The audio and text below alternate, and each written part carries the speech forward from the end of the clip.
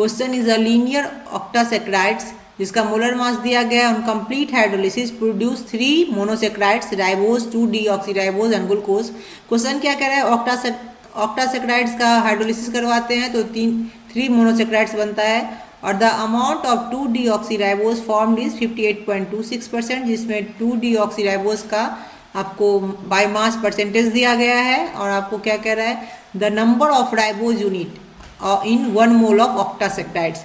आपको 1 mole of ऑक्टासेक्राइड्स में number of ribose unit निकालना है, मतलब मोल ऑफ राइबोज यूनिट निकालना है। ये क्वेश्चन ये एडवांस 2025 में पेपर 2 में पूछा गया क्वेश्चन है। तो क्वेश्चन आपका है ऑक्टासेक्राइड्स,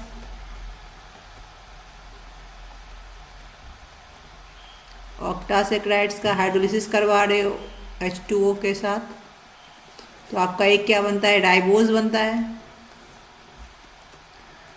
प्लस 2 डीऑक्सीराइबोज और प्लस ग्लूकोज। ठीक है, ये ऑक्टासेक्राइड्स क्या है, 1 मोल है। 1 मोल ऑक्टासेक्राइड्स को अगर हाइड्रोलिसिस करवाते हैं तो 7 मोल ऑफ H2O लगता है। और इसका मोल आपको नहीं पता है तो इसका X ले लेते हैं, इसका Y ले लेते हैं, इसका Z ले लेते हैं। मास आपको पता है 1 मोल का कितना है, 1024 ग्राम, और वाटर का क्या हो जाएगा 7 × 18 ग्राम, तो टोटल आपका ये आ जाएगा 1050 ग्राम। ठीक है, इसका मास कितना हो जाएगा X का, तो number of moles equal to क्या होता है, मास बाय मोलर मास।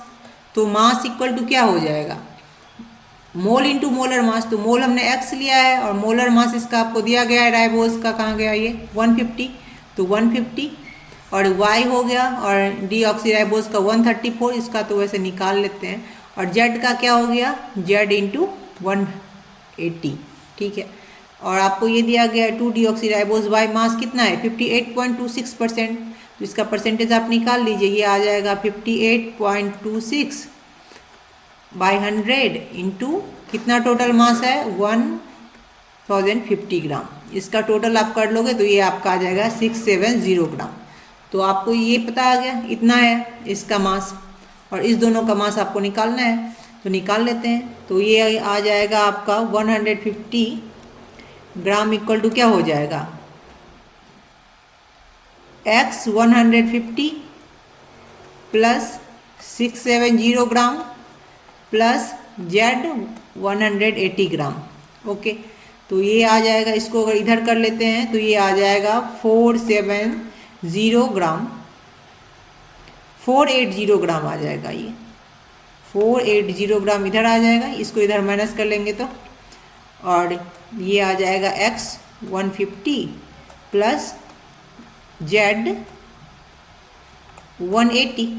अब आप 480 ग्राम को इसमें आप डिस्ट्रीब्यूट करो और देखो कैसे हो जाएगा। अगर X में हम अगर 2 रखते हैं और Z में अगर आप 1 रखते हो तो ये 480 ग्राम आ जाएगा, क्योंकि इसको आप लिख सकते हो 2 × 150 प्लस 1 × 180, तो ये टोटल क्या आ जाएगा 480 ग्राम।